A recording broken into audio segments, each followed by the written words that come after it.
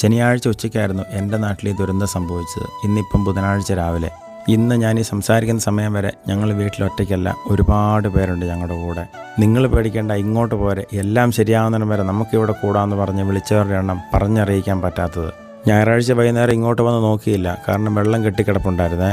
തിങ്കളാഴ്ച രാവിലെ ഞങ്ങളെത്തുന്നതിനപ്പുറം ഞങ്ങളുടെ മെമ്പർ ഷീബച്ചേച്ചി എത്തി വീട്ടിൽ. എന്നിട്ട് പറഞ്ഞു 10 മണിയാകുമ്പോഴേക്കും ഇവിടെ ആളെത്തും, അതിനുശേഷം നിങ്ങൾ ഇങ്ങോട്ട് വന്നാൽ മതി. ഞങ്ങളുടെ വീടിൻ്റെ അടുത്ത് ഇതുപോലെ 3 വീടുണ്ടായിരുന്നേ. ഈ 3 സ്ഥലത്തേക്കുമായിട്ട് ഒരു 10-40 പേരുണ്ടായിരുന്നു. ക്ലീൻ ചെയ്ത് കഴിഞ്ഞ പാടെ പള്ളിയിൽ നിന്ന് എല്ലാ വീടുകളിലേക്കും ഓരോ കിറ്റ് അത്യാവശ്യം കയറാൻ പറ്റുന്ന തരത്തിലേക്കാക്കിയിട്ടാണ് വൈകുന്നേരം ആയപ്പം എല്ലാവരും പോയത്. അപ്പോഴേക്കും ഗോ ക്ലീൻ, മിസ്റ്റർ പെർഫെക്ഷൻ എന്നീ 2 ക്ലീനിങ് കമ്പനികൾ കഴിഞ്ഞ നാളുകളിലൂടെ നമ്മുടെ പേജിലൂടെ പരിചയപ്പെടുത്തിയ ആൾക്കാരാണ്. അവർ വന്ന് ഷെൽഫ്, കബോർഡ്, അങ്ങനെ എല്ലാ തരത്തിലുള്ള ഡീപ്പ് ക്ലീനിങ്ങിലേക്ക് അങ്ങ് പോയി. ഒരു മനുഷ്യൻ്റെ എപ്പോഴും മുമ്പിലുള്ള സാധനങ്ങളാണ് ഈ അപകടങ്ങൾ, ദുരന്തങ്ങളൊക്കെ.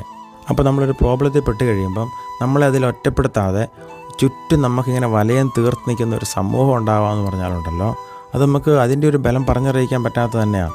പഞ്ചായത്ത്, പള്ളി, വില്ലേജ്, പോലീസ് സ്റ്റേഷൻ എല്ലാം ഞങ്ങളുടെ പരിസരത്തേക്ക് എത്തിയെന്നുള്ളതാണ്. പള്ളിയിൽ വിവാഹം ആശീർവദിക്കുമ്പം അച്ഛൻ ചെല്ലുന്ന ഒരു പ്രാർത്ഥനയുണ്ട്, ആവശ്യ നേരത്തെ സഹായിക്കാനായിട്ട് ധാരാളം ആത്മാർത്ഥ സുഹൃത്തുക്കളെ ദൈവം നിങ്ങൾക്ക് തരട്ടെ.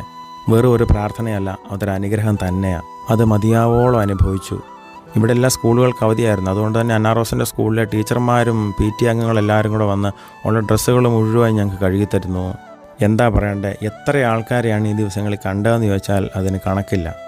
ഞങ്ങളുടെ നാട്ടിലെ കുറച്ച് നല്ല മനുഷ്യർ വൈകുന്നേരങ്ങളിൽ ഇങ്ങനെ വരും. എങ്ങനെയുണ്ട്, ഓക്കെ ആണല്ലോ അല്ലേ, എന്തെങ്കിലും വേണമെങ്കിൽ പറയണം കേട്ടോ.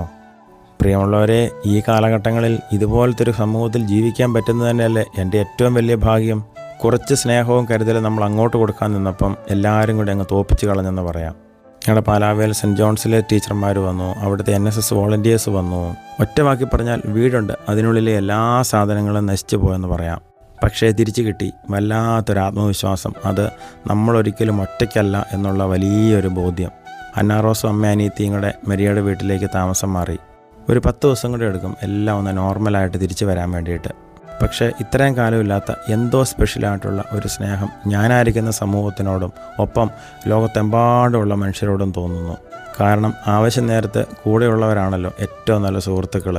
അങ്ങനെ നോക്കുമ്പം എനിക്കെൻ്റെ സുഹൃത്തുക്കളെ എണ്ണി തിട്ടപ്പെടുത്താൻ പറ്റുന്നില്ല. എല്ലാ അർത്ഥത്തിലും വീടായി മാറിക്കൊണ്ടിരിക്കുന്നു. എല്ലാവരെയും മനസ്സിലോർത്തുകൊണ്ട് ഒത്തിരി സ്നേഹത്തോടെ ദൈവം അനുഗ്രഹിക്കട്ടെ.